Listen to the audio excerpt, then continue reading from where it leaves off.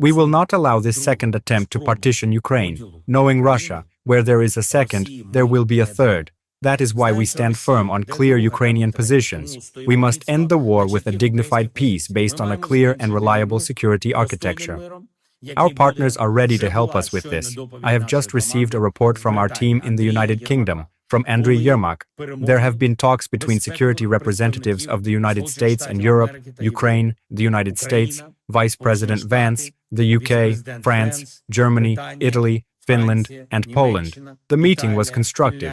All our messages were conveyed, our arguments are being heard, the risks are being taken into account.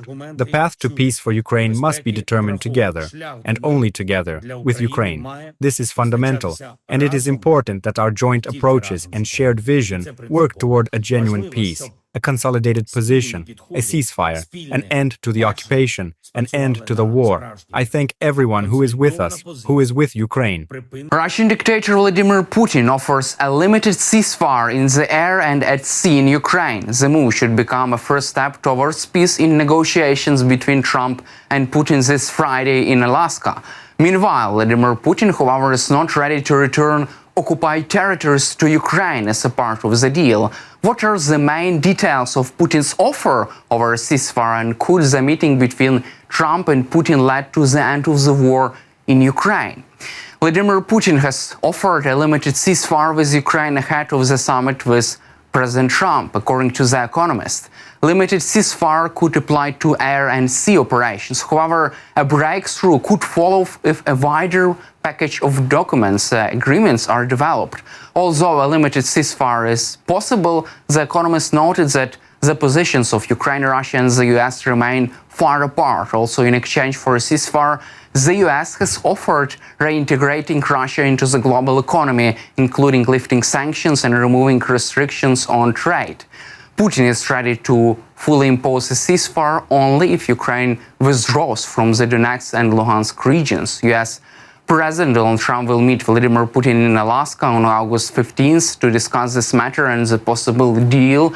However, according to the German newspaper Bild, Witkoff misunderstood Putin, believing Russia was ready to withdraw also from the Zaporizhia and Kherson regions. In fact, Putin was referring to a withdrawal of the Ukrainian troops, but not the Russian one.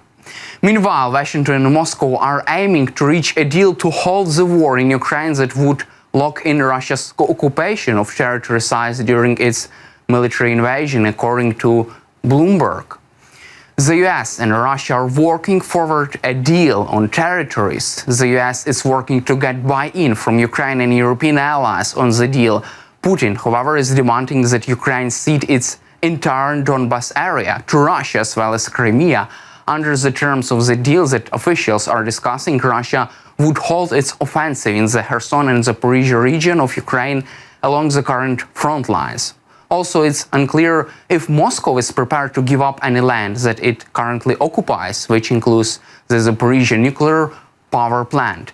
The agreement aims to freeze the war and paves the way for a ceasefire and technical talks on a peaceful settlement. According to the sources, the US had earlier been pushing Russia to agree for an unconditional ceasefire to create space for negotiations on ending the war in Ukraine. However, still unclear if Putin would agree to take part in trilateral meeting with Trump and Zelenskyy next week. Also, multiple officials in the US government have expressed skepticism over Putin's willingness to halt the war in Ukraine and whether he is genuinely interested in a peace deal that would fall short of his stated goals in Ukraine.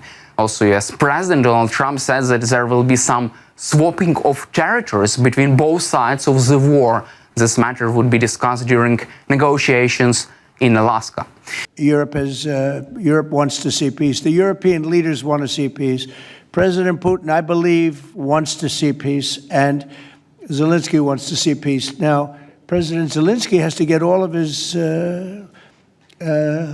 everything he needs, because he's going to have to get ready to sign something, and I think he is working hard to get that done. Will Zelenskyy have to give up territory, Mr. President? Well, you're looking at territory that's been fought over for 3.5 years with, a lot of Russians have died, a lot of Ukrainians have died. So we're looking at that, but we're actually looking to get some back.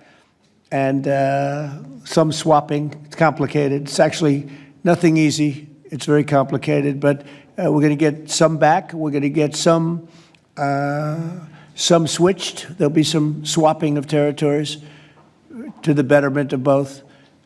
But we'll be talking about that either later or tomorrow or whatever. Additionally, Russia has not yet offered any kind of concession in exchange for a Donbas area of eastern Ukraine, according to the Washington Post. The Kremlin is not willing to give back occupied territory in Kherson and Zaporizhia.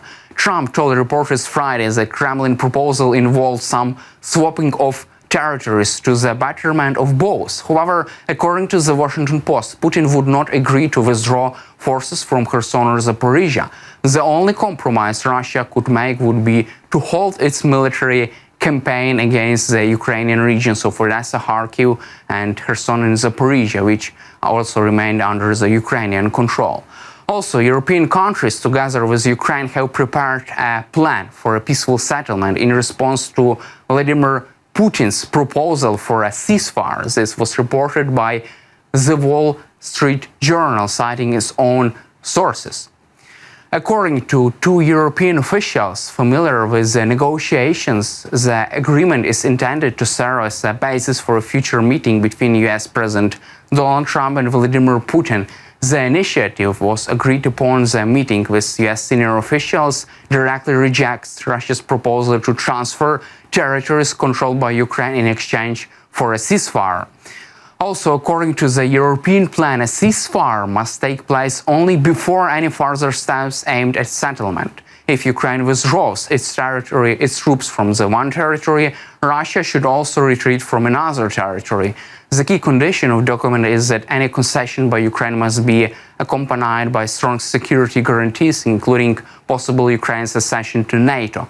It's reported that the plan was presented to U.S. Vice President J.D. Vance, Secretary of State Marco Rubio, and U.S. Special Envoy Kit Kellogg and Steve Witkoff. Vance was present in person during these negotiations.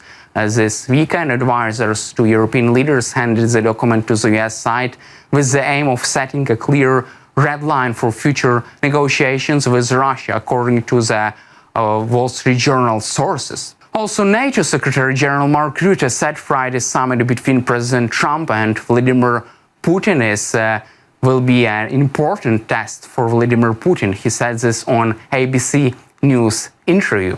Quote, "Next Friday will be important because it will be a test for Putin of how serious he is about ending this war when it comes to full-scale negotiations. Let's hope that Friday will be an important step in this process. It will be about territory security guarantees, of course, but also about the absolute need to recognize that Ukraine decides its own future.